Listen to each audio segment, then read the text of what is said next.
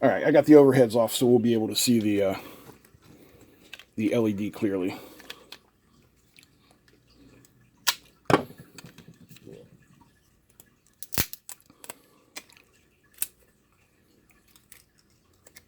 Here's our battery. And we'll slide her in.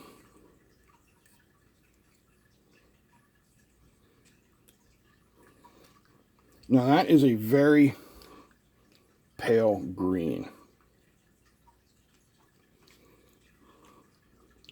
So there's our green. I'll shut the green all the way off.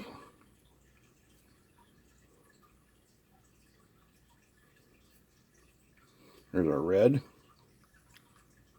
There's the blue. Blue is very, very bright.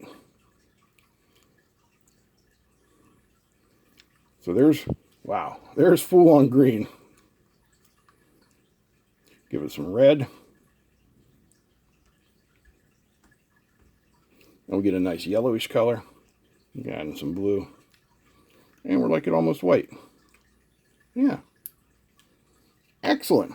Very cool. Watch out. I'm turning the lights on. Let's go over to their website and have a look at it.